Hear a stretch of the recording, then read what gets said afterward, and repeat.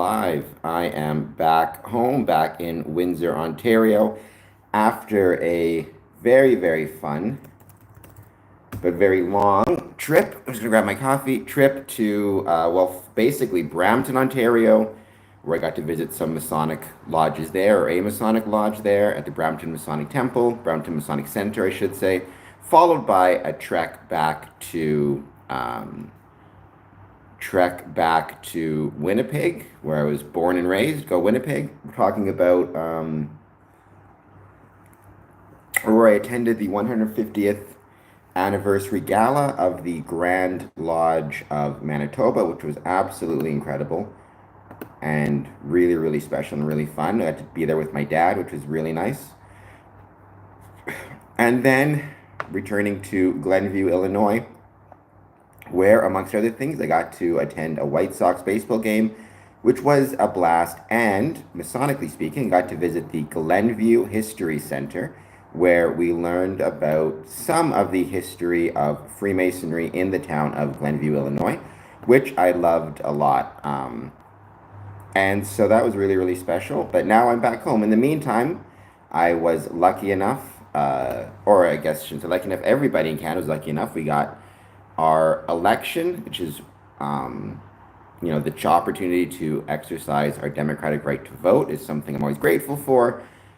Mark Carney became the Prime Minister, and today I thought I would talk about some questions I would ask Prime Minister Mark Carney as it relates to not so much Freemasonry per se, but rather the social conditions within the country of Canada, or the social, economic, pick your term, conditions within the country of Canada, and how those affect Freemasonry, as well as civic and civil groups in general. So that is my plan to talk about today, but let's give it a few minutes. Let's see who joins the chat. The first hour or so is, as I was saying in the past, usually spent just chatting, waiting to see who joins and any questions they may have about Freemasonry. But it's great to be back on stream once again. Usually I do these streams every Monday through Friday at 1 p.m. Eastern Standard Time. Today, but this week, I took a break for my travels. So I'm just going to give it a chance for people to jump on.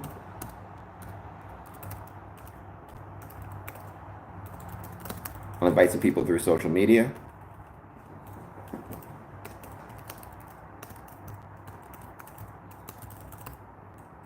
I've got two, hello, Raised Eyebrow. How's it going? Thank you so much for being here, as always. I hope that you are doing well. I'm not sure if you can follow me on social media at all, if you see what I've been up to with my travels. But yeah, it's great to have you. How is it going for yourself?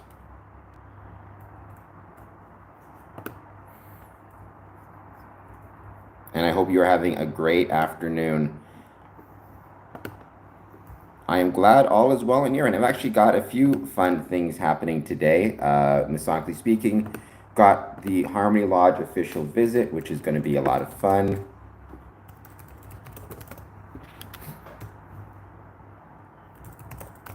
I have. It's been a blast. One thing I also plan to talk about more in these streams is why I think we as Freemasons need to make more connections with our local historical societies, which will help us explore the ways in which Freemasonry was and is relevant to the communities in which it's located. A lot of these historical societies have records and archives that relate to Freemasonry, and a lot of Masonic lodges themselves have records that relate to the history of the towns or communities in which they're located, and both groups could benefit from connecting with each other. So keep that in mind.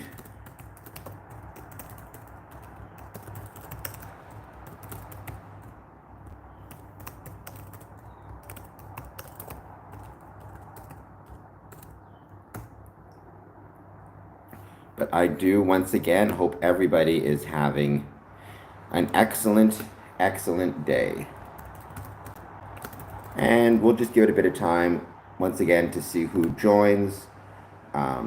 Normally, once again, I would be be doing these every day this week, but this week, due to my travels, I did not do a stream on Monday, Tuesday, or Wednesday, but today, Thursday, back at my 1 p.m. stream, where let's talk about Freemasonry. So I want to, as I was saying this afternoon, or around 1 hour in, the second hour, switch over and pick my specific topic, which is going to be questions I would ask for our Prime Minister, Mark Carney, that relate to not so much Freemasonry specifically, but rather the social economic conditions in Canada and how they affect civic and civil groups, and what can be done to aid and promote civic and civil groups and civic/civil society.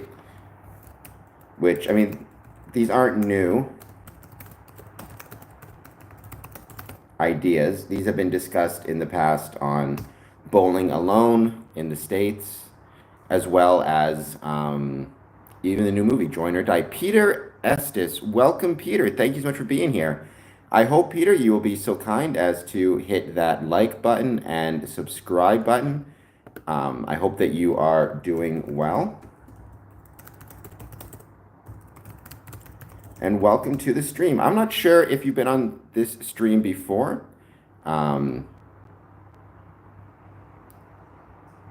But if you haven't, thank you for being here and joining us. I do this stream every Monday through Friday, or as much as I can Monday through Friday, to talk about Freemasonry. So if you have any questions about Freemasonry before we switch over to our specific topic, I hope that you will let me know. Jump in the chat and let me know what questions, comments, thoughts you maybe have. I would love to hear them. And as always, take a moment, hit that like button, hit that subscribe button. Thank you so much for being here. The game was a lot of fun. It was a blast. So yeah, I really enjoyed it. Never been to that stadium before, so that was really special and a lot of fun, so I loved it.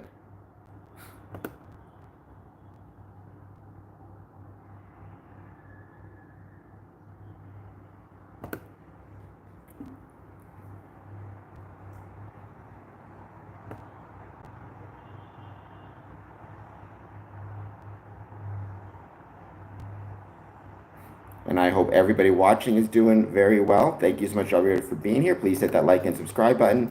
We're here today to talk about Freemasonry. I do these streams every Monday through Friday, 1 p.m. Eastern. But today's stream, in particular, we are talking about questions I would ask to the Prime Minister.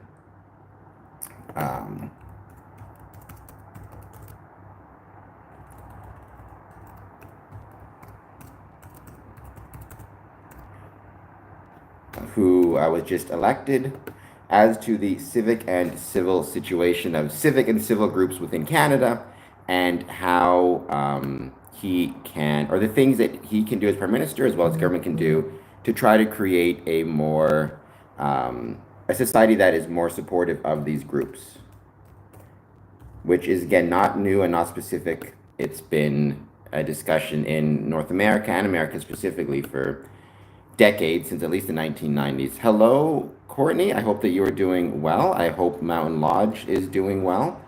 Thank you so much for being here. I hope that you will take a moment to hit that like button and subscribe button to everybody watching. And it's great to hear that you will be putting in your petition.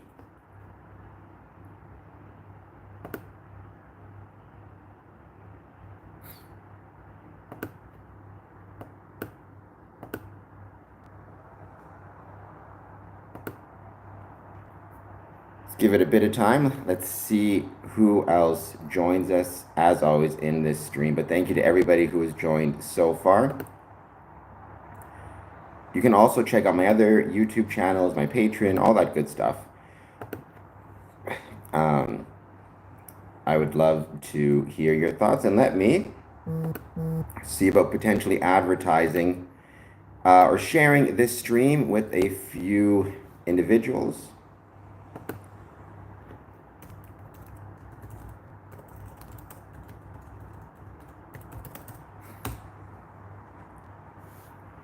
Thank you, Courtney. I appreciate that as well.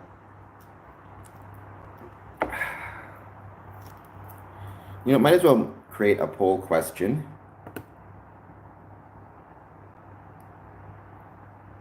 while we are waiting. So I find that those often help get more people in. And plus, I just like poll questions. Let's see. Do you have a connection with your local historical society or history center?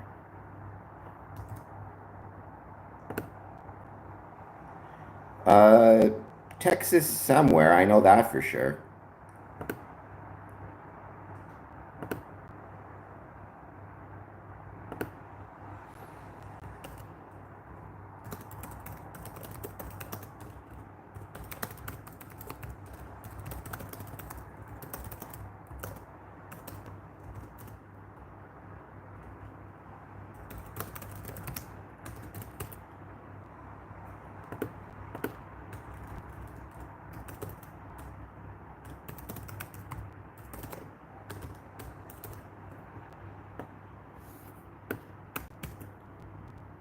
Oh, 3 votes so far.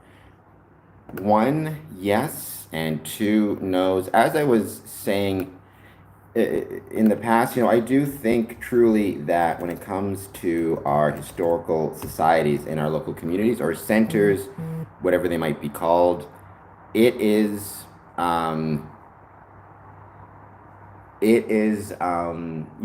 those centers often have records about important individuals in communities who were also Freemasons and mentioned their Masonic commitments, as well as the lodges there usually have records that are actually valuable when it comes to the town itself. So it's one of those things where it's like there's a lot of potential benefits in the relationship between the two that we should, I think, try to spend more time exploiting or taking advantage of or using.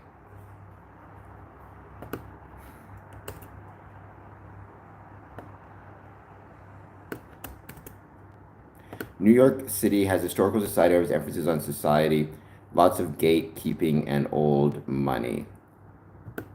I mean, even with that, hopefully, if they were interested in meeting with people, which one would hope, they might be able to, with Masonic groups. Because, I mean, back in the day, a lot of times in Freemasonry, there was a lot of, old money, things like that in those groups and in those organizations. And who knows, maybe there would be some really interesting relationships that one could have between the two. So, might be worth exploring a little bit.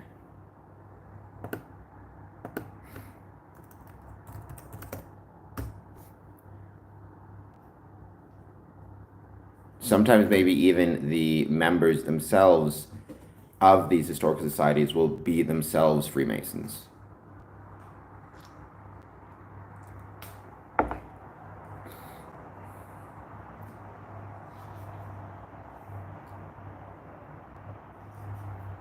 The French King. Hello and God bless from West Kentucky, y'all. Hello, French King. How's it going? I'm not sure if you've been on the stream before. I'm not sure I recognize you. If you haven't, I hope you'll be so kind as hit that like and subscribe button. It's wonderful to have you join. Although we do have we do have at least a couple people on the stream from Kentucky, so it's great to have another Kentuckian. If that's the Okay, I thought so because I saw Kentucky, so I was like, is that what made you change your name to the French King? Although Kentucky, I'm sure there's a lot of French people in Kentucky. I wouldn't be surprised. Right, it's not Creole country. That's New Orleans, right? But nonetheless, Bong, it's wonderful to have you as always. Joining us. I hope that you are doing very well. Oh, well, then I hope from that account you'll hit the like and subscribe button. It would be much appreciated, as well as maybe subscribing to my other channels from that account as well, which I'll leave some links there. I was saying, let's see what our votes are at. 2 votes yes, 2 votes no for connections with local historical societies.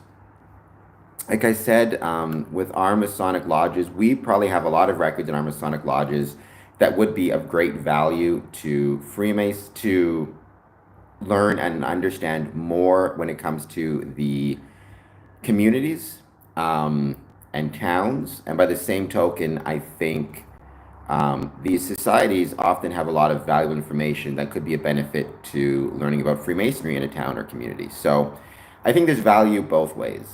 And I think those connections, we need to, we talk a lot, I talk a lot on my stream about the importance of establishing relevance in our communities and exploring that relevance. A great way to do that is by going into a Masonic, but by going into a historical society and researching what records that society has about Masons and Freemasons in the community. For example, in my research at the Glenview History Center, one thing I found out is there was a very active Mason is joined in 1891, I believe, called Dews, Dewes, and there's a street sign in Glenview, Dews Street. And so the assumption might be that those two are connected. Maybe it was named after that gentleman. Certainly Dews was a very important person within the village as well as within Freemasonry. And so the fact he has a sign, there's a street named Dew Street, shows a historical connection between Freemasonry, people within the town of Glenview, and Glenview itself. I do look forward to being a place where you can do research with the Masonic libraries. Oh, well, then you'll love Freemasonry because we have a ton of amazing libraries. I mean, honestly, though, our issue, like our records, is not so much, our records are not so much like, there's the books and stuff like that you find in the library, but really, the real treasure trove of historical information and data is actually in our record books, minute books, registers, things like that, which are usually kept private for obvious reasons. It's almost like a mini census of what the lodge was composed of, the types of men who joined, their occupations, their professions, where they came from, as well as kind of what was happening in the lodge at different points in time in history, and how that was a reflection of what was happening in the broader community. Kentucky has a great historical society, but I've surpassed them with AI. I mean, AI is a valuable tool. Back in the old country, I was interested in history as my town was next to Hadrian's Wall, which was the limit of the Roman Empire. Also, some would argue the limit of civilization, but that's for another day. Because after that, there's a whole bunch of Scottish people. I'm just kidding. Tell my Scottish friends, you are civilized as well, I promise. Please take a moment if you are just joining us. I hope you'll hit that like button and subscribe button. Thank you all for being here. I truly do appreciate it. I did want to talk today at some point about questions I would ask the Prime Minister, Mark Carney, as it relates to civic and civil society in Canada and how that affects Freemasonry. But that is something I want to talk about approximately an hour in. For this first hour, as always, I just want to see who joins. And any comments and thoughts they may have.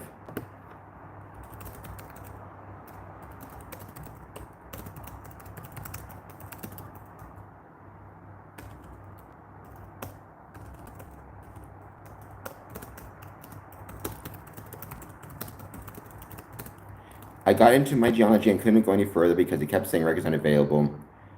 Okay, I mean, I don't even know the first thing about how to research, unfortunately, genealogy in Kentucky and the States. I know some of the resources here in Windsor, but I'm sure, I mean, it sounds really cool, and I wish you the best of luck, and maybe there's like a local Native American or Indigenous community you could talk to who might have records.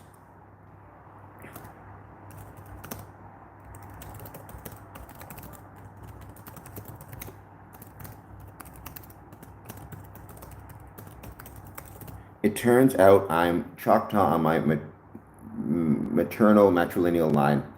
I mean, it's interesting. Freemasonry has a lot of really interesting connections with indigenous persons, or with indigenous history here in Windsor. Chief Tecumseh, who's a very important historical figure. First Nations was a Freemason, or at least that's what the records indicate. So, there's a lot of really cool connections there. That is awesome. I mean, I hope that you will be so kind as to maybe let us know how it goes. I'd love to know how your research goes and what the response is from the Choctaw Nation. Because I'd love to hear kind of what you learned. That would be awesome. And thank you so much once again for being here and for sharing the info.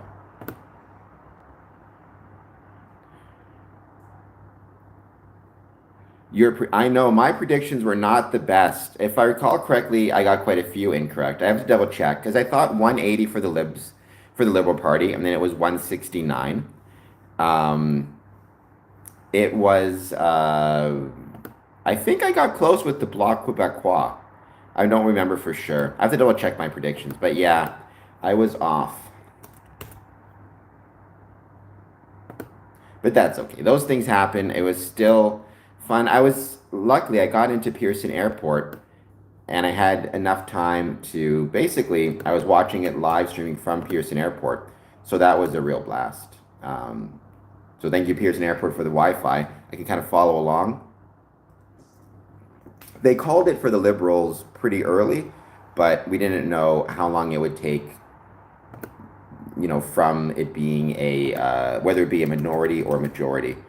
It's almost a majority. They got 169, they need 172. So thank you, Courtney. Thank you for being here as always. I truly appreciate it. And thank you for your comments on the stream or on the social media channels. I really appreciated it.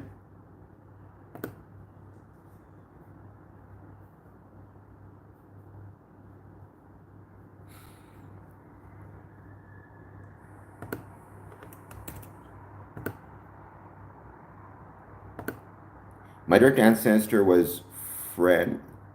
I can't even pronounce that, so I'm not even going to try. Nicknamed the French King. That's a very cool connection that you have there.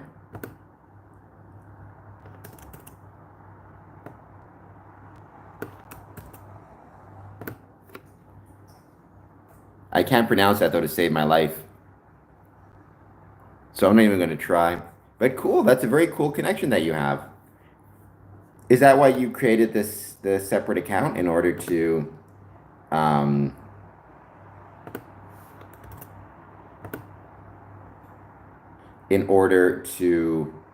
chat about or talk or explore that part of your life?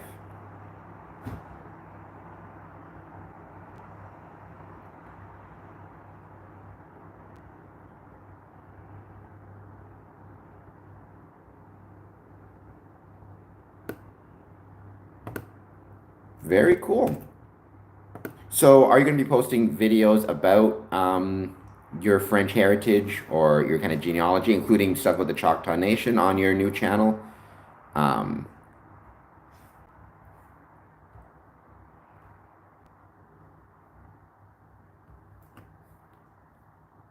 Because I'd love to. I will check it out for sure. All right, let's give it, like I said, usually the first hour, it's just us hanging out, chatting about whatever we want. I wait to see who's going to join in, and then we switch it up and start talking about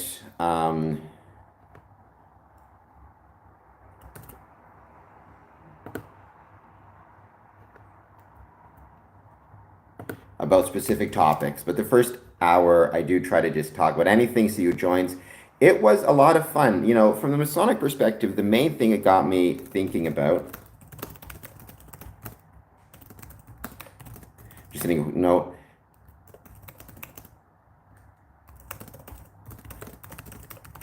is again because I visited the Glenview History Center. What really it forced me to think about was the way in which our Masonic lodges, Masonic bodies, Masonic buildings should be trying to make more connections with local history centers. Because it would be a mutually beneficial relationship. In the case of history centers, many times they will have records about prominent individuals within communities who were themselves Freemasons. It may even have information about their Masonic careers, because oftentimes when somebody passes away, family members may, instead of donating stuff back to a Masonic lodge, especially if they're not familiar with the lodge, they may donate their belongings, records, things of that nature to the local history center or historical society, as well as, just town records, events happening at the Masonic building. Like history centers will have all of that, building permits or archival records about Masonic buildings especially. And then on the other side of it, the Masonic lodges and bodies often have records, minutes, registers, tons of information that not only are valuable from a historical perspective to understand the lodge, but are valuable from the perspective of the town and community itself. And so it's one of those things where we need to be spending more time connecting. I do take pride in the fact that here in Windsor, we have connected, or I have made some connections with our Masonic, with our archives, the City of Windsor archives and the library archives, which did have a lot of really cool Masonic info. And I've shared some of that with people in the past. So it's one of those things where there's so much interesting stuff that's worth exploring. Yeah, it doesn't surprise me. I mean, I think I've talked about this in the past, there are a ton of, there's a ton of connections, really cool connections between Freemasonry and Indigenous peoples or First Nations throughout North America. I mean, the Oklahoma Indian Degree Team is a great example of that. I've had them on the podcast. Here in Windsor, Chief Tecumseh. So it's really, really cool. And I did not know about Choctaw in particular, but that might be worth exploring on a podcast one day. And that'd be really, really cool to check out for sure. Do you have connection with your local historical society or history center? 5 votes, 3 no, 2 yeses. Nothing is wrong with finding stuff out as you go. I often find stuff out as I go. So that's kind of just part of how it works. And that's kind of the fun part about Freemasonry. There's always more to learn. There's always more to explore.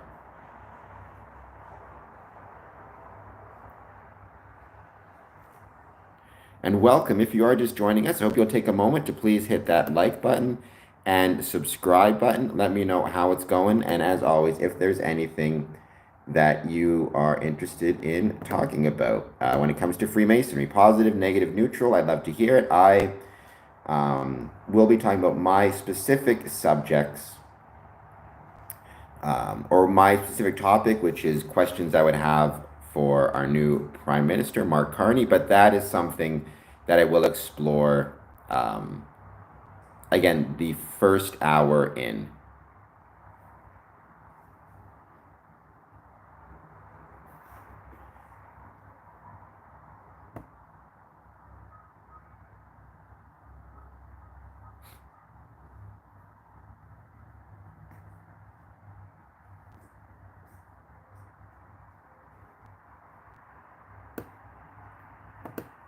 Welcome everybody. If you are just joining us, please take one hit that like and subscribe button. We're going to wait to see a few more people join before we switch over to our specific topic of the day, just to see if anybody else jumps in to say hello, because I always do appreciate the opportunity to kind of spend this first hour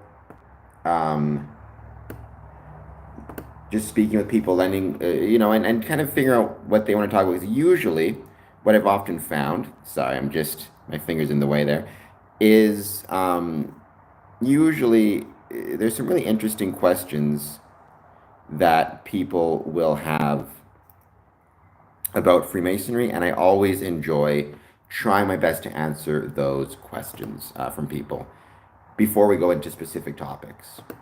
I can't spend a ton of time actually today, unfortunately, on my stream because I do have an official visit, which I'm going to, which is a really special Masonic event that I always really enjoy.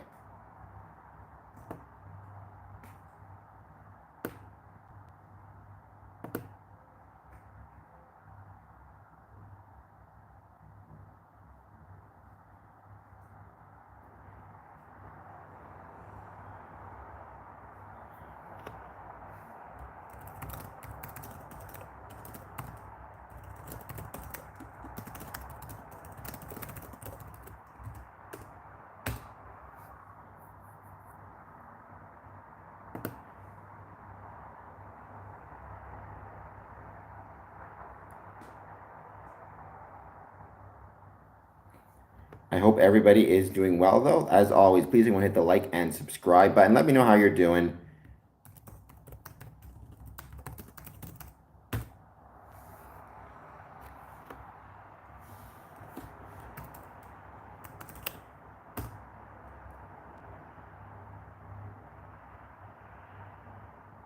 Well, if you haven't joined any lodges yet, then you're not FNAM or AFNAM, right? If you're not joined a lodge. So it won't make any difference. That stuff really doesn't matter. I mean, AFNAM is fine. That's what I am. That stuff is kind of over talked about a lot. It dates back to the premiers and ancients and all that stuff. So it's really not that relevant. So I wouldn't worry about it too much. Awesome. Let me know how that goes for you. I hope it goes well.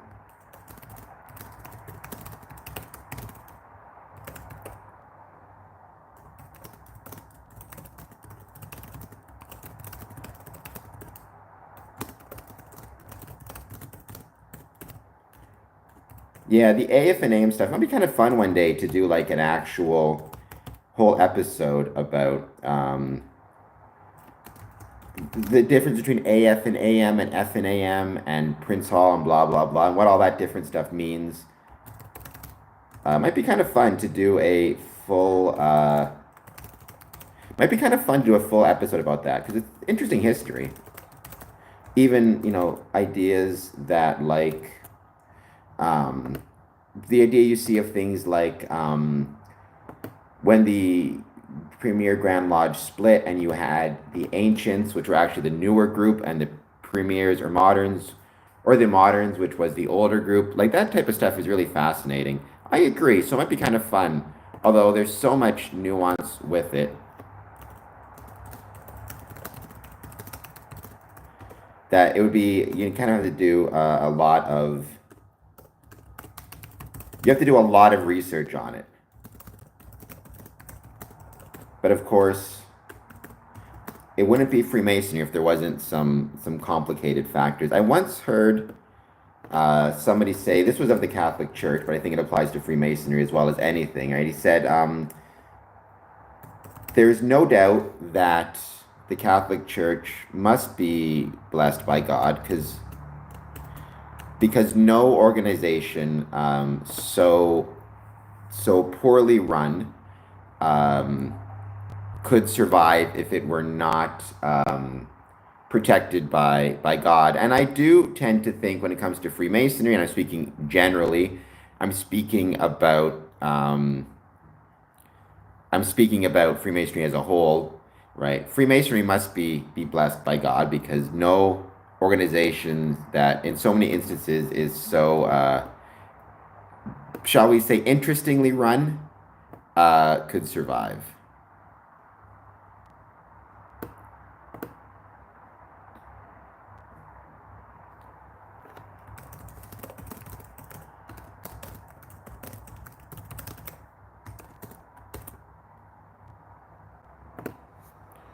I might want to guess a small talk about Yeah, they did. That was really cool. You had a Mason who was, it was pretty crazy to see. We basically had a 100 and so it was a 90, so he was 97 years old. He had been a Mason for 75 years. So he had been a Mason for exactly 50% of the Grand Lodge of Manitoba's existence, which was crazy. Um,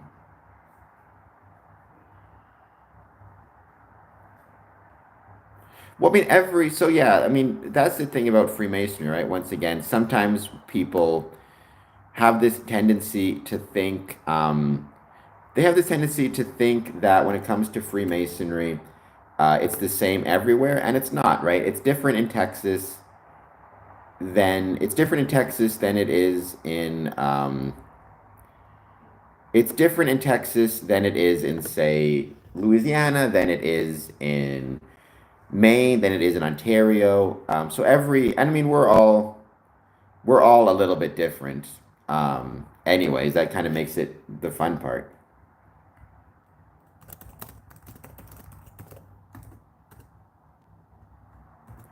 It is, right? And that's one of those things that's actually an important part of Freemasonry as like Masonic ideas. It's this idea of I forget the exact term. There's like an actual technical legal term for it, but jurisdictional sovereignty, basically. The idea that what Texas does in terms of its rules is not a reflection of the rules in Ontario and can affect the rules in Ontario. Now, that's not to say, that famous question of recognition and what that is and how that works. That's always going to be um, an issue when it comes to. That's always going to be an issue when it comes to Freemasonry recognition. That's how you kind of deal with the differences in jurisdictions. But that doesn't mean, again, you always want to keep that in mind, right? Because conspiracy theorists, one thing that they love more than anything else is to basically say, right? To basically say that, Freemasonry is a global organization run by a bunch of elites, and even a lot of Masons don't realize that that's not the case. But because when a conspiracy theorist says we're a global organization, we have one body governing us globally, right? The reason that they say that is because then if Masons are caught causing trouble or not acting appropriately in wherever in Manitoba, then every Mason, gets blamed for it, type of thing. Or you have the issue of what happened with the lodges in, oh my God, Arkansas, Alabama, I think it was Arkansas, Alabama, I think it was. Um, and so it's one of those things where you want to make sure that you are being really careful with people and they understand that even though we have recognition and we have, as Masonic says, we have a worldwide brotherhood. There is differences in Freemasonry depending on where you are. And it's up to you as a Mason to understand those differences if you're traveling and understand who isn't recognized. And it's up to you to explain that to people as well. Yes, raised eyebrows. So that can happen. It doesn't happen a ton. Oh, actually, it does happen fairly regularly, to be honest. Actually, yeah. So, for example, um, we'll use Ontario as an example. In Ontario, my jurisdiction, the governing body, is the Grand Lodge of Canada in the province of Ontario. So that's the lodge and the body that sets the rules for me. They recognize Prince Hall, Ontario Freemason. So if a Prince Hall Mason from Ontario decided to show up in my lodge, he'd be welcomed and he could sit and join us. And he'd be welcome to sit with us in lodge. That's also the case if a Prince Hall Mason from Alaska decided to join us. Same thing, because our Grand Lodge set the recognition. But for some reason, and we're still working on it, we don't have recognition yet with Prince Hall in Michigan. And so, yeah, jurisdictions change depending on where you are. Not jurisdictions, recognition changes, right? Recognition. So, um, and also there's the issue of what is called quote unquote clandestine lodges, which is a conversation for another day as to which ones constitute are recognized as Masonic. There is, raised eyebrow, a commission called the, if I'm getting the name correct, and I may not be, so forgive me, the Commission on Recognition, which every year does a report and reports on which jurisdictions it believes are regular and as such should be given recognition by Grand Lodges. There's a set of criteria, three main ones that it uses to make that determination, but it is an advisory body exclusively. So what that means is, right, it advises, but it doesn't get the final say. Freemasons are centered worldwide. Well, so it depends again, though. It all depends on where you're going. So, for example, I'll use Florida. When I was traveling to Florida,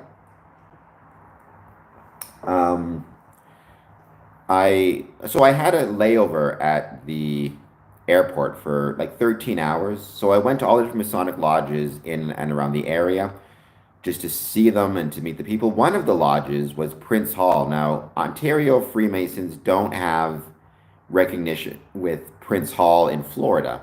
So I could not attend their meeting, but luckily for me, they weren't having a meeting. They were having a football playoff barbecue party. And so I got to hang out with them and eat their absolutely delicious food and enjoy their company. And, you know, we considered each other to be brothers. Even though I couldn't sit in their lodge, I could still hang out with them. And certainly I would consider them Masons and vice versa. So recognition gets super tricky and it's super complicated. The simple answer, this goes back to what Courtney was saying above. If it's an AF and AM lodge, then you're kind of almost guaranteed to be accepted worldwide.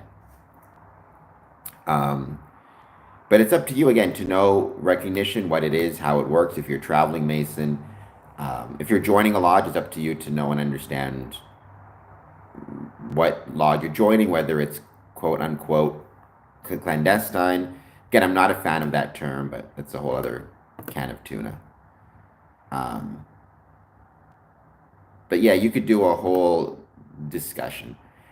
So, but having said that, again, raised eyebrow, I've been lucky. I've traveled around certainly North America for Freemasonry, and I've always found myself welcomed almost wherever I go. And I've always found myself welcomed wherever I go.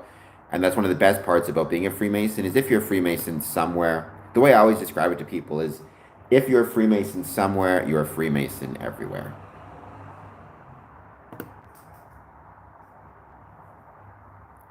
If what I said made any sense.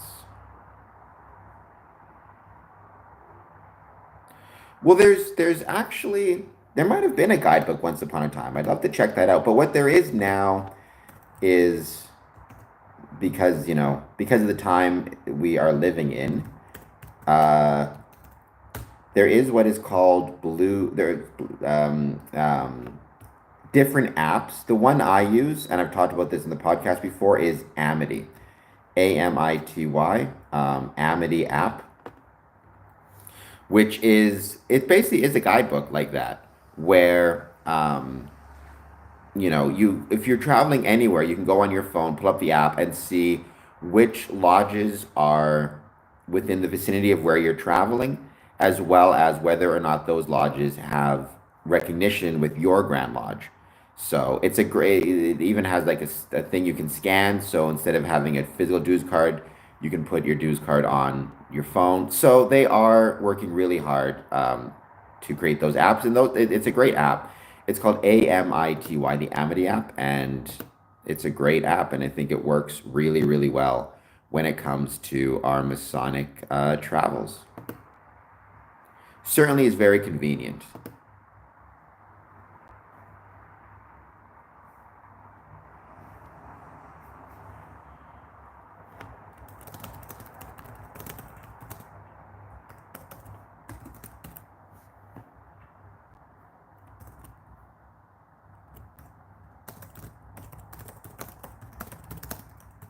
I did not. I haven't checked my messages yet, Dad, but I will check it out. Obviously, women Freemasons is something I've talked a lot about in the past. I had them on my podcast, which was a lot of fun.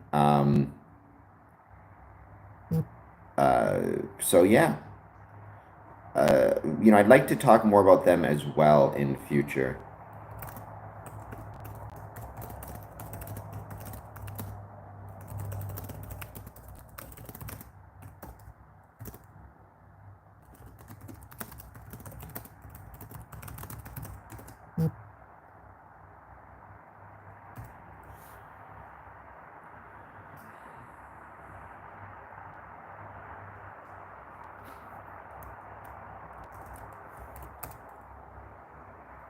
Just getting ready for my meeting tonight.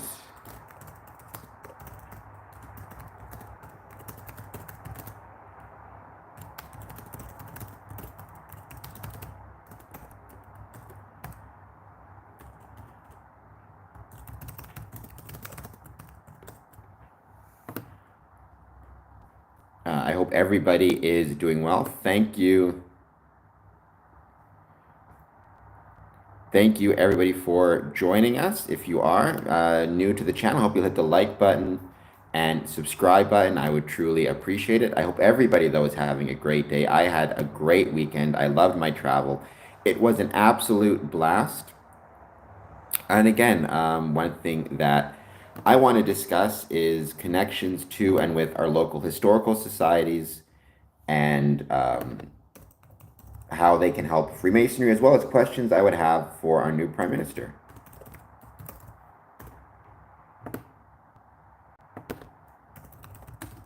And congratulations to our new Prime Minister, Mark Carney.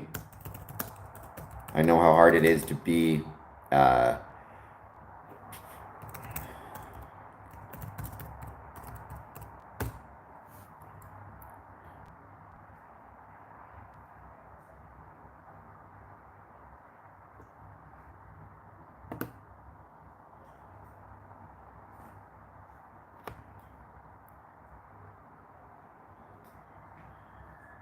I've never heard the word green being used to. I mean, I've heard green. That's also a wrestling term, right? The idea of somebody is green. Um, so yeah, I've heard the term of like he's a green Freemason. I've never heard the term green bean used to describe Masons. Green bean is like the biggest joke in Freemasonry, right? The idea is every Masonic lodge meeting you end up being stuck eating green beans. Now, I, for the record, love green beans. I think they're delicious. And so I have no complaints about being served green beans, but the joke in Freemasonry is, every lodge meeting you're served green beans. I actually posted something about that on Facebook because I came across an old Eastern Star cookbook. It was full of desserts and salads, and one of the recipes was for green bean salad. It was from 1955. So I wrote. I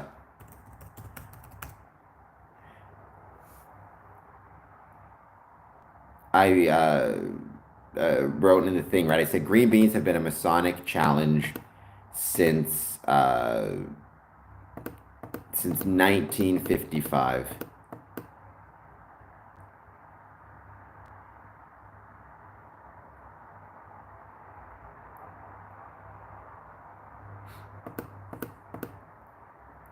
And welcome, everybody is doing well. I hope you'll take a moment, hit that like and subscribe button. As always, we are here chatting about Freemasonry. So any thoughts you have on Freemasonry, positive, negative, or neutral? I would love to hear what your thoughts are.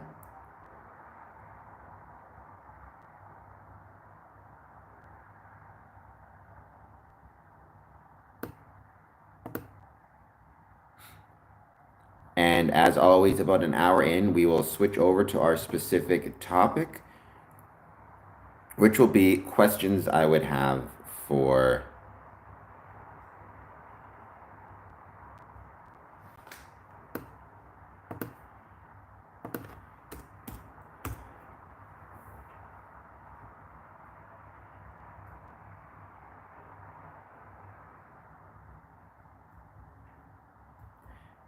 just so we can get some of these questions out.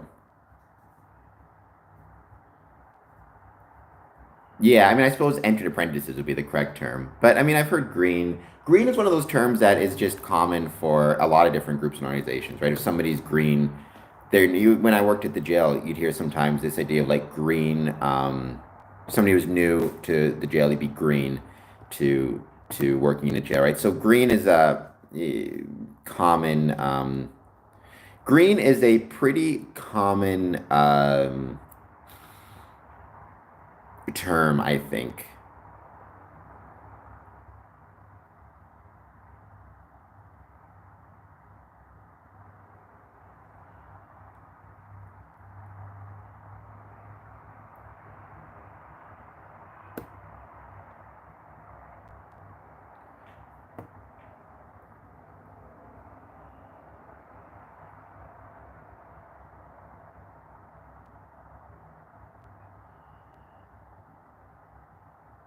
A good dessert for a Masonic Lodge would be a variety of options. Oh, now we're getting into that. I mean, I've always thought, and I am a huge believer in this, that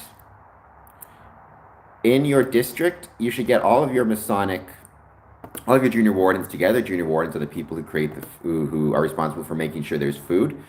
You should get them all together in order to create like a cookbook of different Masonic recipes, because one of the biggest challenges when it comes to Freemasonry, right, is producing a sufficient number of a sufficient trying to feed all the people, because you're trying to balance out dietary needs with, you don't know how many people are going to show up, so you don't know what the numbers are going to be. Like and budget is a huge thing. So having a cookbook of this meal worked well, this meal didn't work well, like all of that stuff is going to be very, very important, and worth. So again, a cookbook, it could not just be the recipes themselves, but the recipes combined with, like, okay, when you served it, how did people like it? Did they not like it? Or yeah, I'm assuming if you put in the cookbook. So when you served it, how much it made, like what the serving numbers were, what the comments were from the brothers, how much it cost to make. Was it more expensive, less expensive? Different variations. So you have your recipe, and then maybe you say, this would be the variation to do if you have a brother who's vegetarian, that type of thing. Green and rookie, yeah. So just as Dad said, so I've heard the term green for Masons in the past. Never green bean, but I have heard the term green for Masons. It's not a common thing. It's not like an official term though. It's just, I suspect if people, for example, if Masons had a background in sports, they may, if people had a background in sports, then if Masons had a background in sports, excuse me, then they may be used to the term green and just use that for Freemasons. By the way, Bong, if you are still there, and I hope that you are and doing well, here is my, and anybody else watching this as well, here is my personal YouTube channel. I hope that you will also on your new YouTube channel, subscribe to that one. That channel is my non-Masonic channel where I talk about other things I love and enjoy. I do midnight movie watch-alongs, including one this week, which is going to be a blast. So yeah, I hope that you'll check that, subscribe to that channel as well. This weekend, I've got a midnight movie watch-along. I'm going to be doing Leprechaun on Tubi, so that'll be fun.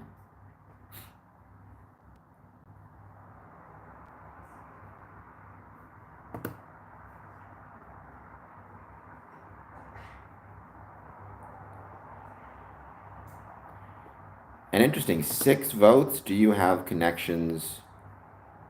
Choose something that's enjoyable and can be easily shared or portioned for the group. Yeah, I mean, that's the trick, right? It is really, really challenging. And also, to what extent can you hopefully, and this is hard to do, don't get me wrong, I don't make it sound like it's simple, but to what extent can you hopefully, Yes, that's the one, French King. Thank you so much. What extent can you maybe create partnerships with your local communities or local businesses? So if you are doing a catering event for your lodge, can you instead of ordering from, let's say, like making it yourself or whatever, if the lodge has the money, could the lodge go to a local restaurant that maybe just opened up or something brand new and try to make a partnership with them where, you agree to purchase like their products? It's usually smaller businesses or artisans, so it can cost more, but you're supporting your local business, giving the guys something new to try. It can be a lot of fun. So I think there's something to be said for that as well. Um,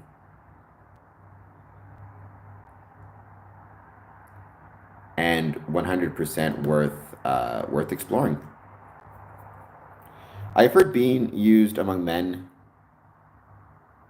Maybe it is. Maybe it's one of those things that actually is. Maybe some parts of the Freemasonry around the world it's used. Like I said, it's not something of which I'm particularly aware, but that doesn't mean that it doesn't happen. Like everything else, right? We're all kind of learning together.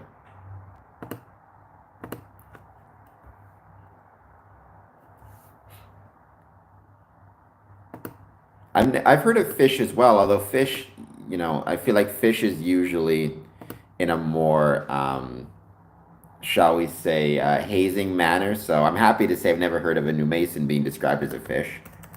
I find, like I said, those can often be a little bit more in a hazing-ish. Like I've heard it in jail for a new person arriving in jail. Sometimes, I think it was in Shawshank Redemption, right? The new inmates coming in were called fish. So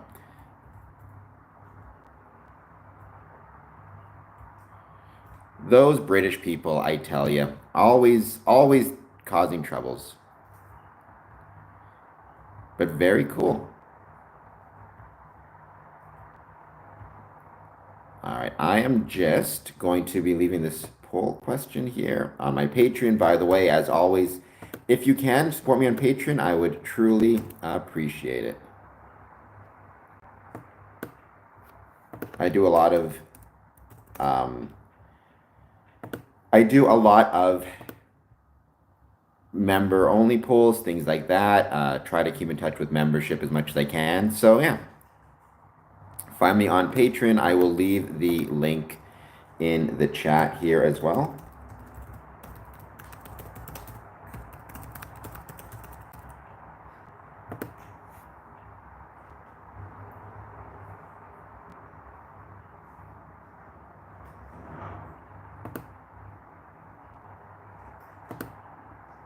I grew up in the Canadian border, so half my TV was CBC and half was BBC. I never really watched a lot of BBC. My dad's a Brit, but I never got into the got into the BBC much. Um,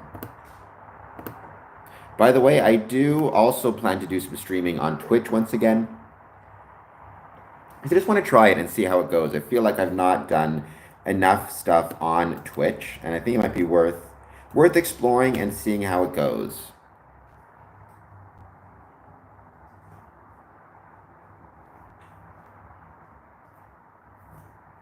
What does my lodge do that gives me a sense of fulfillment? I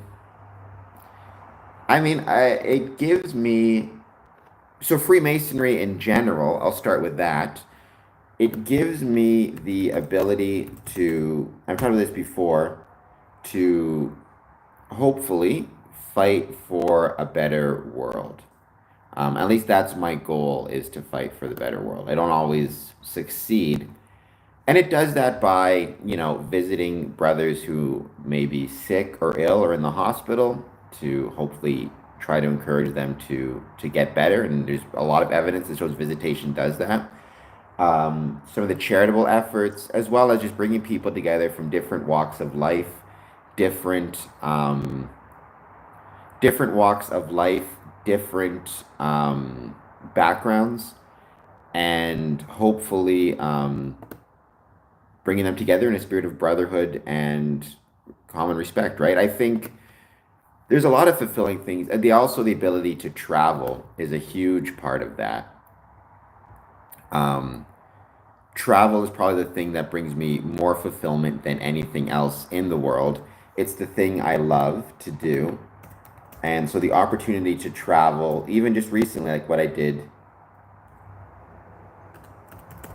today was absolutely incredible.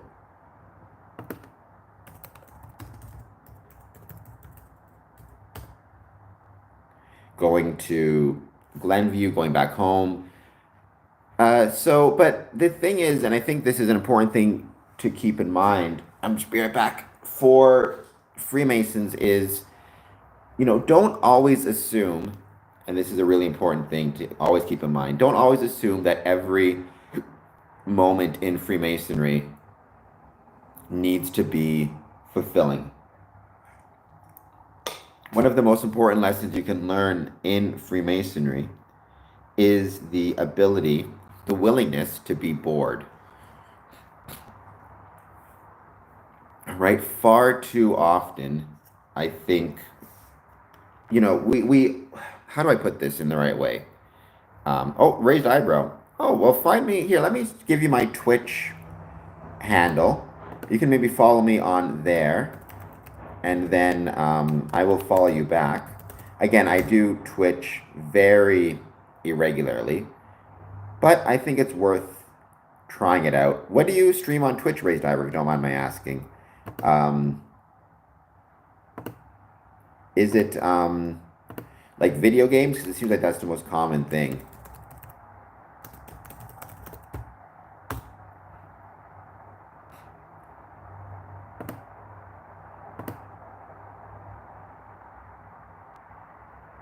But it's 100% on my list of goals is to try to do more of that to see how it goes.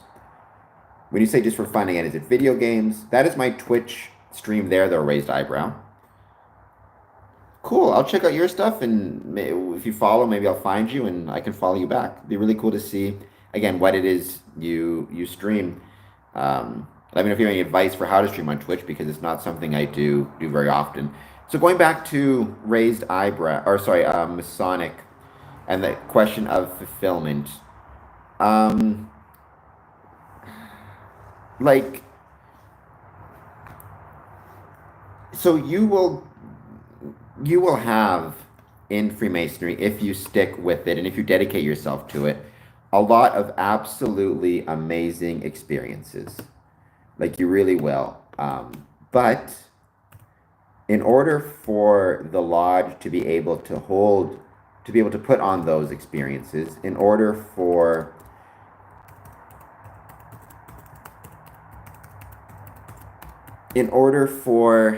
Masonry to be able to give you the opportunity to hold those amazing experiences and to take part in those amazing experiences, there's a lot of administrative work that goes into it. There's a lot of incredibly boring things that go into it, but are nonetheless valuable and necessary. Like, so let's say, okay, so two of the greatest days I ever had in Freemasonry were January 19th and 20th, 2024.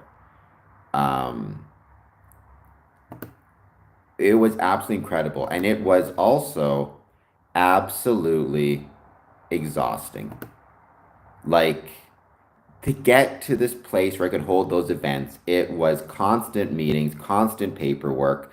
You had to do things like you had to read out the minutes, because brothers had to know with the minutes what had been decided in terms of how we're going to run those two events and what we were going to do, or what we still needed to do. So you had to have your minutes and read them out. You had to pay attention to your accounts. You had to pay attention to your there was a lot of permits to hold events.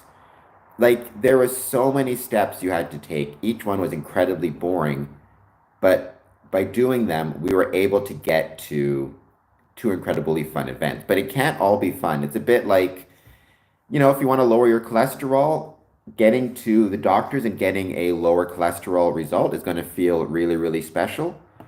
But to get to that point, you maybe have to cut out some of the foods you want to eat and do the boring stuff and eat the boring foods you don't want to eat. So, you have to be willing to be bored, and not expect every moment of Freemasonry to be some incredibly fulfilling event.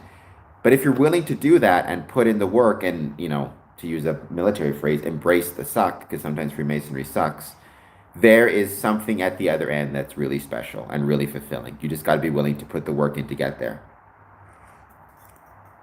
Unless you decide you want to be the type of Mason who, um, unfortunately, and I've known many of these, who wants to get the fun and enjoyment out of Freemasonry but doesn't want to put the work into it, which don't be that guy, because it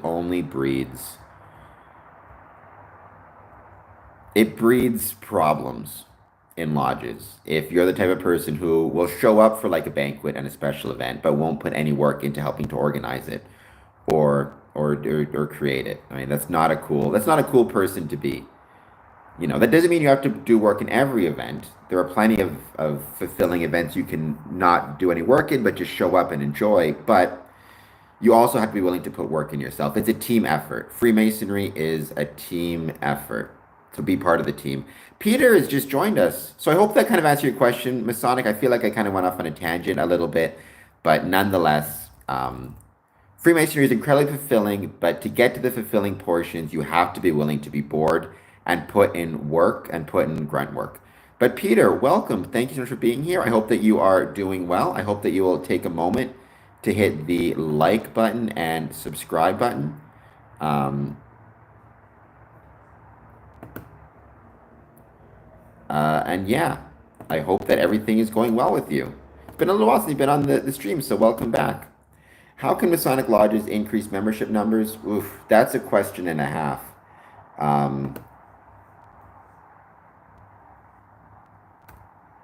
which honestly, I feel like that'd be a whole stream. I mean, I will say though, and I've talked about this in the past, one of the things that we need to be really careful about is I don't think our biggest issue right now, and Peter, you may agree or disagree with this, is I don't think our issue at the moment is low membership numbers, though that is a problem. I don't think that's the main issue. The main issue, in my opinion, is the lack of engagement we have amongst membership that is already, like the lack of engagement amongst current membership. Trying to get people to come out and join our lodges. Like if you're a member, trying to get those members to show up in lodge is becoming harder and harder. And that includes officers as well as non-officers. It's incredibly challenging. So that I think is our main challenge. I don't think right now we need to worry about increasing membership numbers. I think we need to worry about increasing engagement amongst the membership we already have. And I can talk about some ways I think we can do that. But honestly, the way I would describe it is through game theory. I'm going to share a link from a Medium article I wrote, which I've talked about in the past. That is, I think, the best way to increase our engagement amongst our membership, as well as recruiting new members.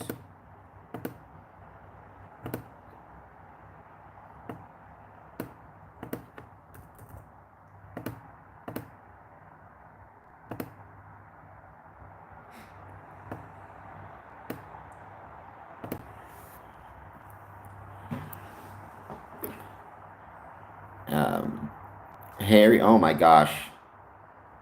Well, this is terrifying. We have got two Coronation Street fans here. I didn't even know that was possible. I think there's a rule that if you're British, like by law, you have to, if you're Brit and you're living in Canada, I think the rule, like the law is you have to love Coronation Street and watch it regularly. That I think seems to be the rule.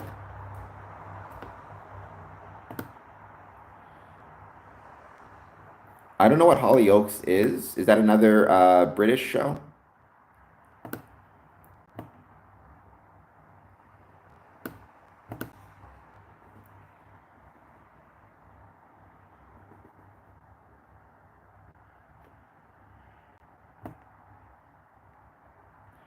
One day I'll have a pint in the Rover's Return. That's the bar, right? That's the uh, that's the bar that they have there.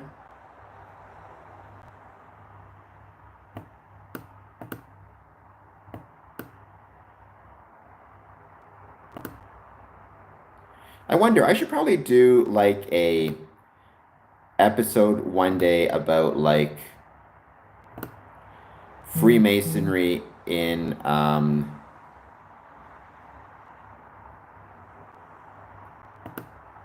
Freemasonry in Coronation Street, because I'm sure it's been around for so long that there's all sorts of connections between the two.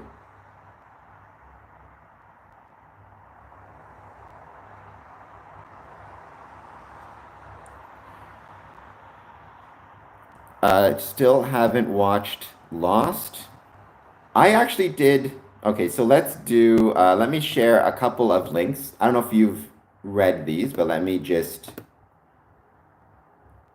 share these links on Medium. The first one, this I think, and Peter, another people, I don't know if you read this, but this is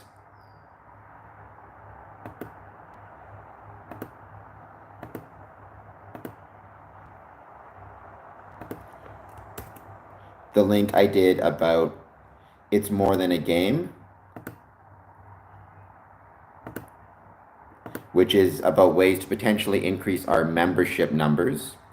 Um, and both membership numbers and member engagement. And let's see if I can find it. Or did I do that yet? Maybe.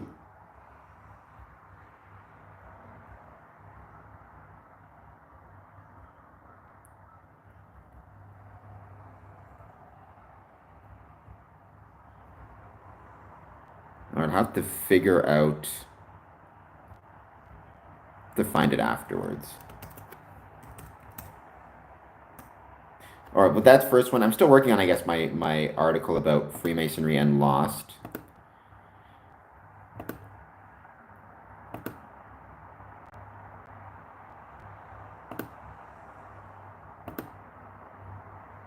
That's be a pain.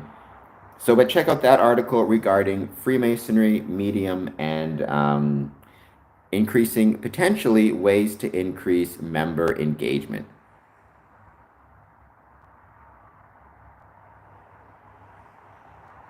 Which I think is kind of a very necessary thing we need to do, and maybe membership engagement is the way that we can do it. Or sorry, game theory, I should say, is the way that we can approach it. What is it about being a Mason that really drew you to? Well, first of all, I do like the way you worded that question very much, Courtney, because there is a difference between, and it's really important to keep in mind, right? There is a difference between the reasons why people join Freemasonry and the reason why people stay in Freemasonry. And for that matter, there is a difference between the reasons why people stay in Freemasonry and become super active, such as myself, and engaged, versus the reason people stay in Freemasonry but choose not to care about Freemasonry, or pay their dues but not show up. And so I do appreciate the fact you asked the question that way, because again, these are different things, and it's really important to keep those differences in mind.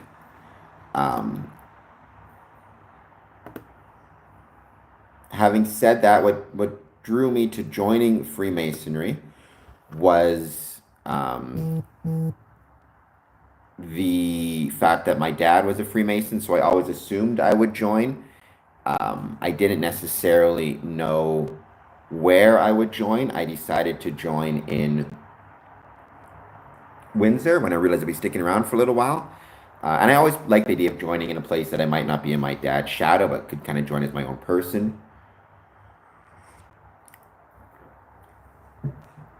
Um, the thing that, and then beyond that, I've talked about it before, it's the music of it, right? There are a million people, well, not a million, but there's a lot of people who join Freemasonry every year, and a large percentage of them just don't stick around, don't remain active. And it's no different than music, right? Like two, three, four, five people can hear the exact same song and have completely different reactions to it. And the song isn't different, it's the way they interact with the song that is different.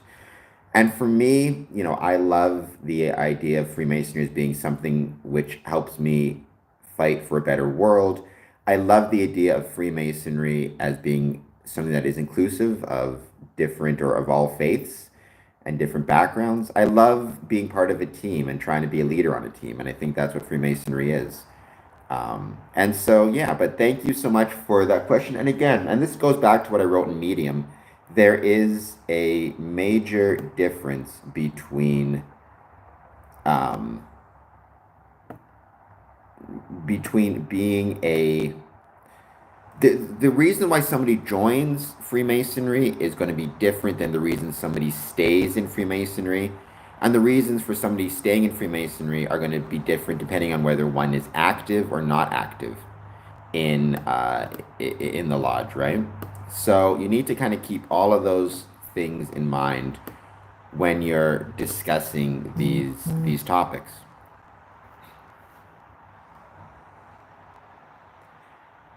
On Medium, asks Peter. I do. I mean, again, my Medium channel as a whole is, I'll just leave you with my full Medium channel. But I do write different comments, articles, papers. I don't. I've never, I mean, I've written stuff for our summons, for the lodge summonses.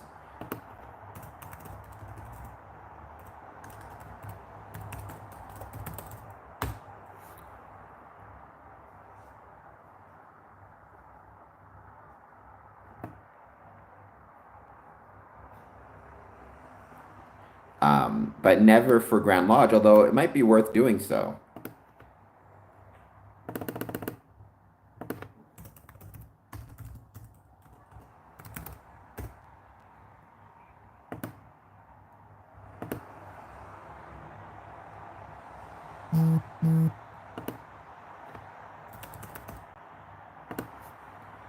So I'd love to, though. It might be worth looking into it.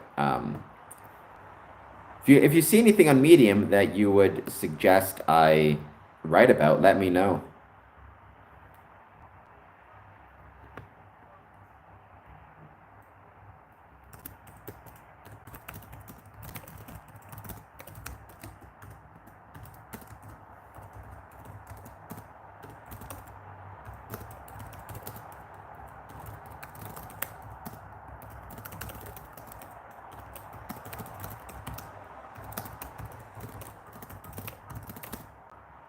I have an idea. I'd appreciate it. Thank you so much.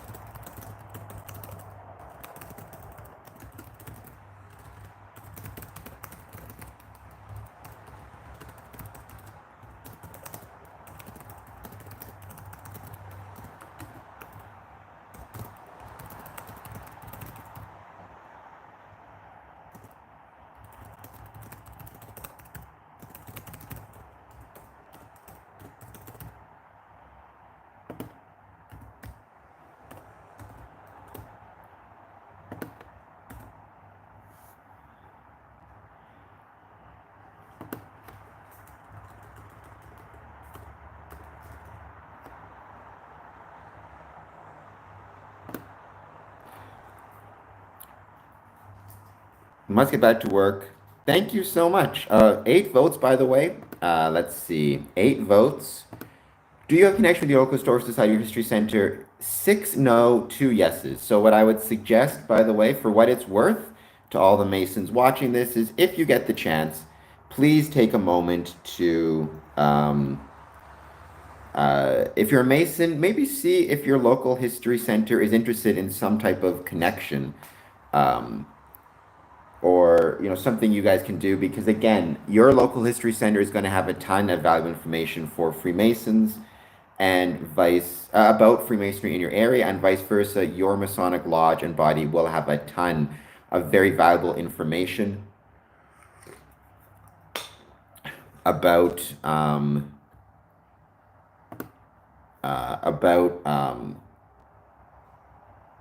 town or community in which you're located.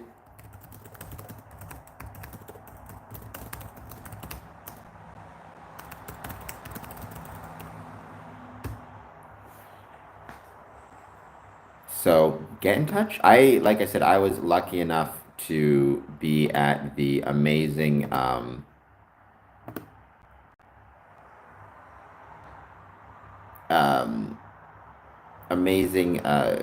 Glenview History Center, where again I got to learn about the connections in history between our lodges and or between the lodges in Glenview and the history of that town. It was incredible. So there's a lot of information I feel like is just we're not getting it, unfortunately. So we need to try to study more of it. And again, maybe some of those members would then want to join the lodge. I get it. I promise you, I get it. I'm with you, French King. Raised eyebrow, thank you so much for being here. I truly do appreciate it. So, I was talking before about the connections or the questions I would ask my Masonic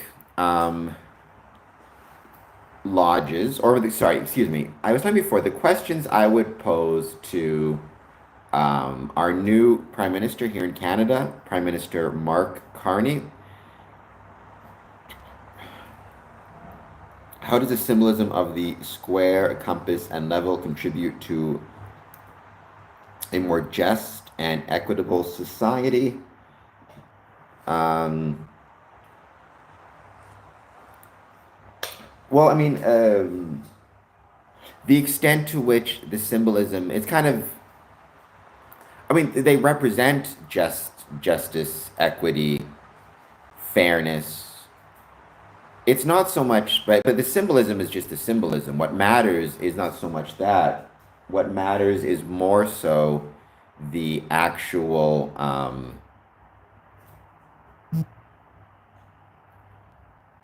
what matters is more so the application of it, right? It's because it's true for any tool if you think about it. Whatever the tool is that you've got, if you are not going to apply it, then what's the point, right?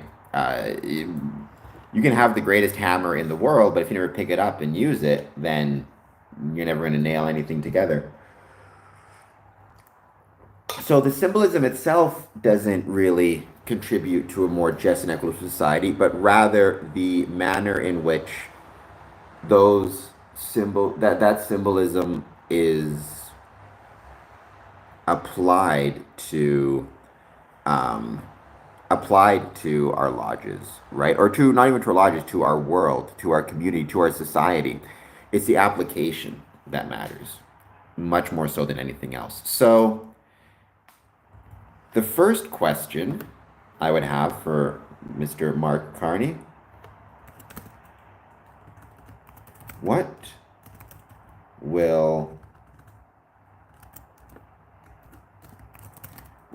will your government do to encourage participation in civic society amongst all members, amongst all citizens.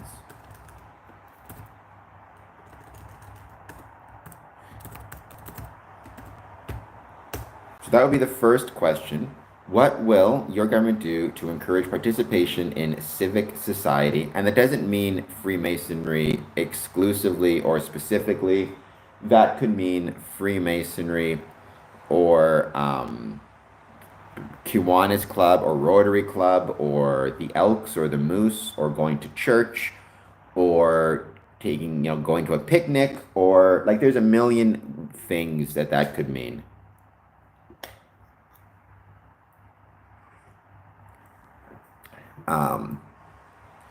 And it's up to us to, we are seeing, so for example, in 2020, and I would love to see more current data, Canadians aged 15 to 30, 52.9% of them took part or engaged in a sport or recreational organization. 34.4% of them were engaged in cultural, education, or hobby organization, such as Freemasonry.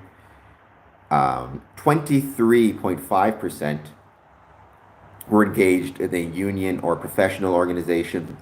4.3% was a member of a political party or group. 17.2% were a religious affiliated group. 25.9% school group, neighborhood, civic, or community association. 16.5% were involved in humanitarian or charitable organizations or service clubs. Youth organizations, 15%. Ethnic associations, 4.3%. Environmental group, 8.6%. So in 2020, amongst Canadians aged 15 to 30, the one type of group in which more than half were involved, at 52%, was sports or recreational organizations. For every other group, it was well below 50%. And again, in terms of what would be considered maybe Freemasonry, 34.4% were involved in a cultural, educational, hobby organization. School group, neighborhood civic community association was 25.9%. For Canadians aged 31 to 46, the percentage involved in sports or recreational organizations were 51%. Cultural, educational, or hobby organizations, 29%. Union or professional organizations, 45%. Political parties, 6.8%. Religious affiliated group, 18.2%. School group, neighborhood, or civic community organization, 30%. Humanitarian or charitable organization, 18%. So again, you see well below 50% for all of these groups, except for the sport or recreational organization. And then for Canadians aged 47 years or above, for what would be considered a Masonic organization, cultural, educational, hobby organization, 32%, school group, neighborhood, or civic community association, 23%, humanitarian or charitable organization or service club, 25%. And so, again, I don't think I need to discuss here, because I've talked about so much in the past, the societal and individual benefits that accrue from having connections within the community, as well as the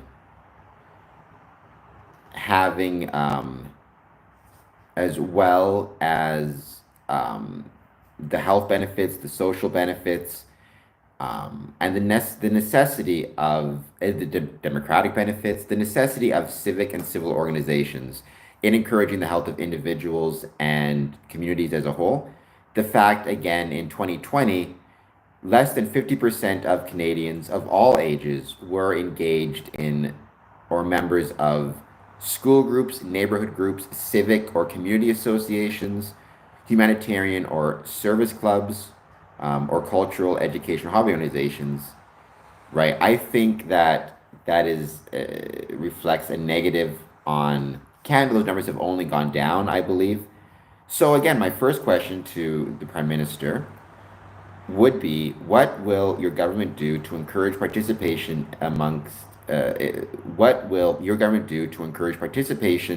in civic society amongst all Canadians? get those numbers up, get more Canadians of all ages engaged in cultural education organizations, neighborhood civic or community associations, or humanitarian or charitable organizations or service clubs, or even going to church, being in a political party, being part of a union, all of that jazz. Because we've seen, and again, Bowling Alone talks about it. Actually, President Bill Clinton brought it up in his State of the Union address on a couple of occasions. So that is the first question I would ask. Even being part of a history center or historical society would constitute being part of a civic organization. Question 2, what will your government do to encourage or support the preservation of historical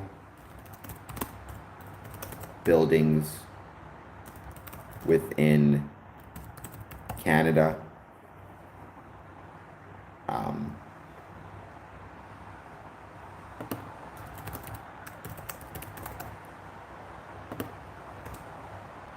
Again,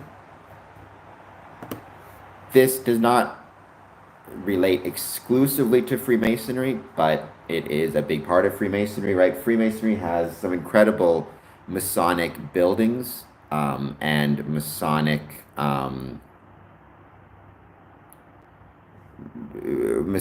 buildings, Masonic architecture. It's absolutely incredible, but they're expensive, especially because they're heritage buildings. So how do we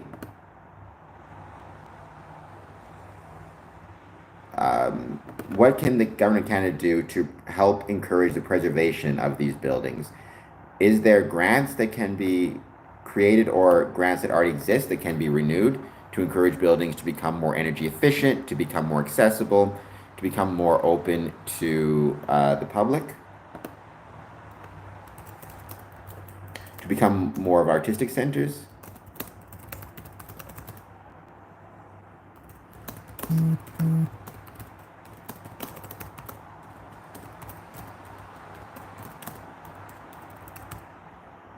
Landmarks. They are, I mean, not those landmarks, but they are themselves kind of landmarks, right?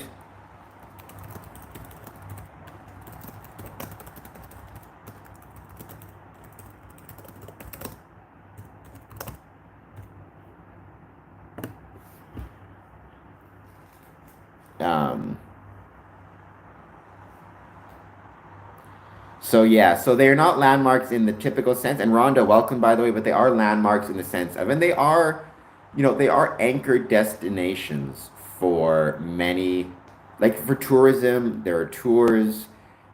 People in communities know them, even if they don't necessarily know what's happening in the building or what Freemasonry is. They recognize the building itself, and they recognize that it's an important part of the architectural and kind of heritage character of the town or of the city. But again, they are very expensive and they're not getting cheaper. Insurance is going up. The cost of making these buildings energy accessible is going up. The cost of making these buildings energy efficient is going up. The cost of making them accessible can be going up. Permits are going up. So how can the government support the preservation of these Masonic buildings, or not just Masonic buildings, but of these heritage buildings, of these really absolutely Masonic gems? So they are landmarks themselves. Question 3. What will your government do to support tourism in Canada, including staycations? Specifically, will your government support a staycation tax credit to encourage Canadians to travel within Canada.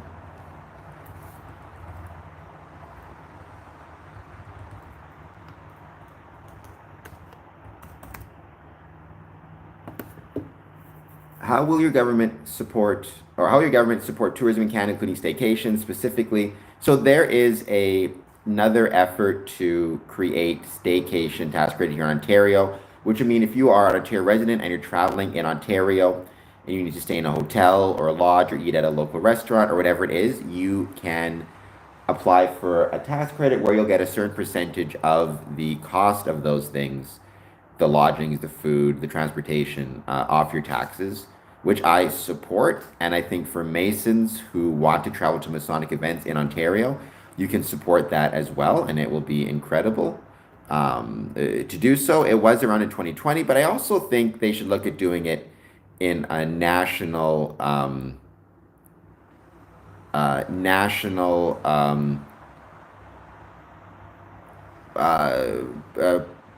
tax credit program. So if you're a Canadian, instead of maybe traveling to the States, which a lot of Canadians aren't comfortable with, you travel to somewhere in Canada. But again, you get the staycation tax credit where the feds will take a percentage of your taxes off to reflect the cost of hotels, transportation, restaurants, encourages Canadian tourism, encourages the Canadian tourism industry, as well as encourages Masons to travel to different Masonic lodges and bodies within Canada. Ryan says hello. Hello, Ryan. I hope that you are doing well. So those are my 3 questions for our new Prime Minister, Mark Carney. Question 1, what will your government do to encourage participation in civic society amongst all Canadians? Civic society is incredibly important for the health of an individual and community, as well as the strength of individuals and communities. You need both of those things.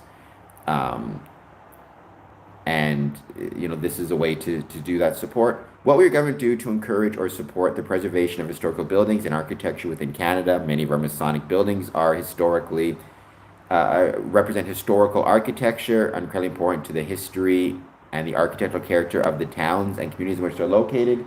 So that's really vital. And how will your government support tourism in Canada, including staycations?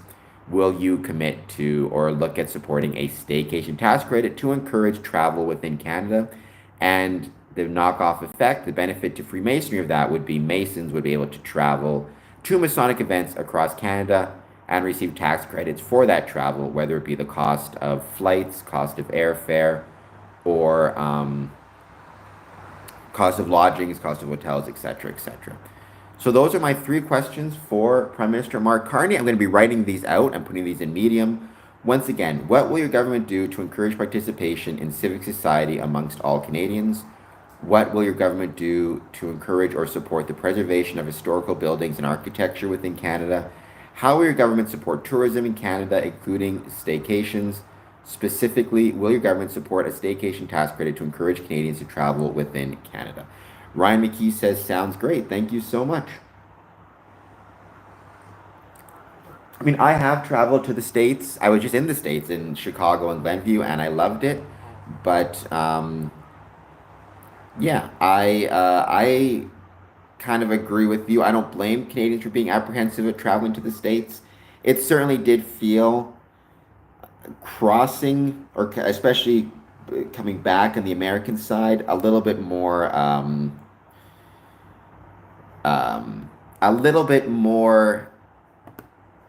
apprehensive than previous crossings, but at the end of the day, it wasn't too hard. And at the end of the day, I've said it before, in my opinion, Canada is the greatest country in the world because we have the greatest neighbors in the world. And I still believe that is true of the States. Good for Manitoba. If you see anything about that, let me know.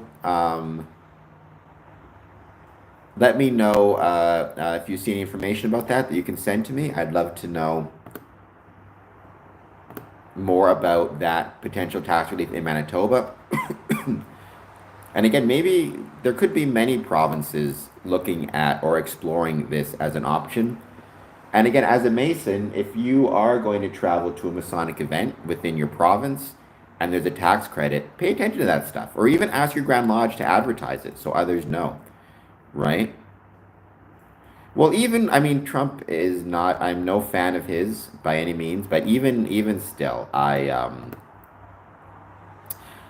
still like the people of the states, though they make some interesting decisions. What was it? Winston Churchill once said, "You can always count on the Americans to make the right decision after they have exhausted all other options." Sometimes that's kind of how I feel about America a little bit. So.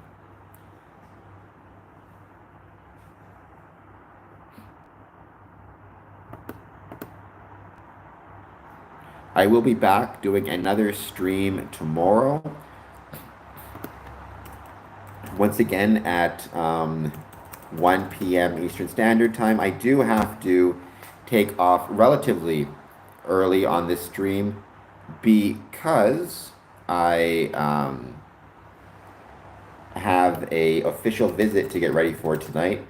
And there's going to be a lot to get ready for, especially because I just came back home, so I was packing. So I have to unpack, get my stuff ready. I have a bunch of stuff I need to bring with me when I travel to this to the Masonic Temple, my suits and all that stuff. So it's going to be a bit, and I got to get the dinner ready. So it's going to be interesting, put it that way. It's going to be a bit of a gong show. But we'll get it sorted out. We always do. It's one of those things. There's always a pain in the butt, but you always get it done.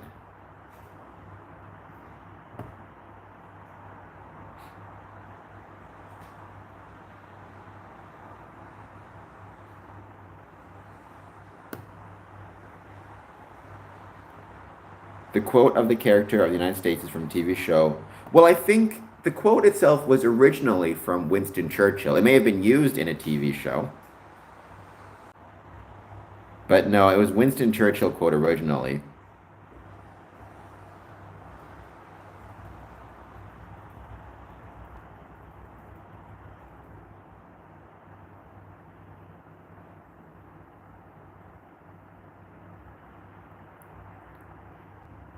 So what's the quote?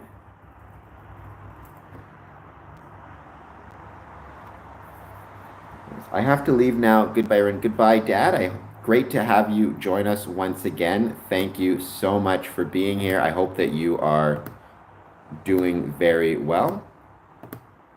Please, as always, hit that like button, hit that subscribe button. Let me know how you're doing and what it is that you guys want to chat about. I will be finishing off this stream probably in another 10 minutes or so. Again, because I need to get myself organized and ready for the Grand Lodge of, or say Grand Lodge, geez, I'm thinking of, need to get myself ready for our official visit. There is, of course, always something to do. Freemasonry never stops.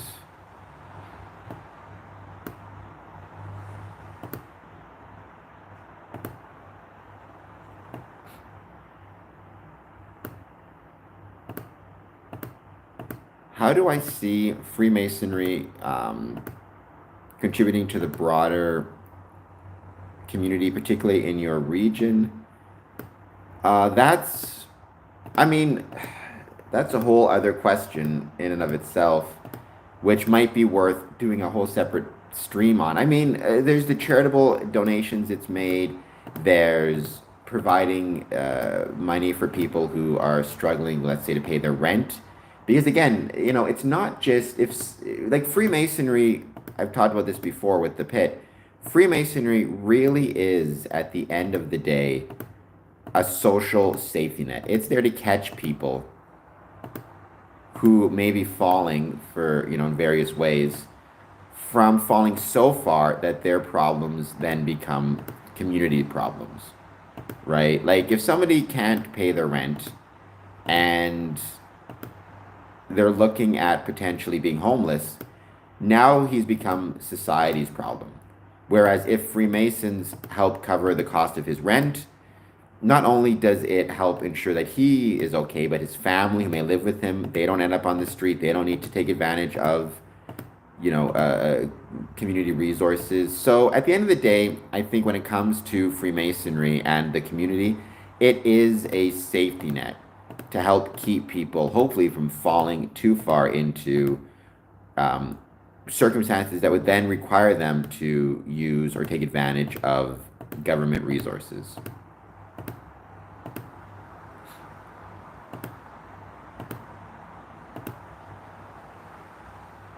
The title of the episode is The Red Ball, the quote, "But we're Americans, we don't quit just because we're wrong, we just keep doing the wrong thing until it turns out right." There you go, that's a good quote. Hopefully, maybe we will end up in a situation where this wrong thing, at least what I view to be wrong, will turn out right. I guess we'll see.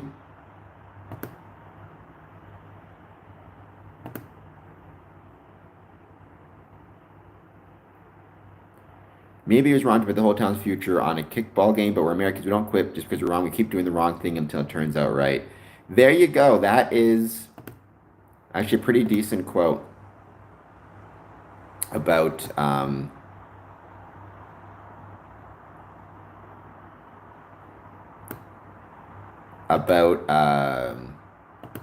Americans, I think. Though, honestly, you can make the exact same quote about Freemasons and it'd be just as accurate. Maybe even more accurate in some ways.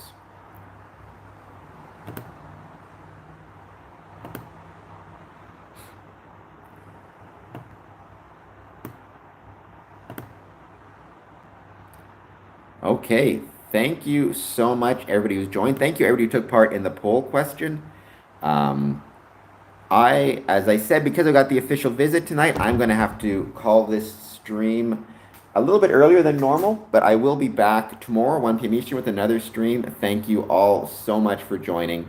As always, please take a moment, hit that like button, hit that subscribe button, and I hope everybody has a great day.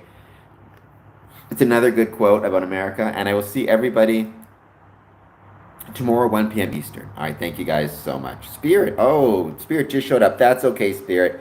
I'll be back tomorrow with another stream, but I do have to get ready for the official visit. All right, I will talk to everybody later. Once again, thank you so much for being here.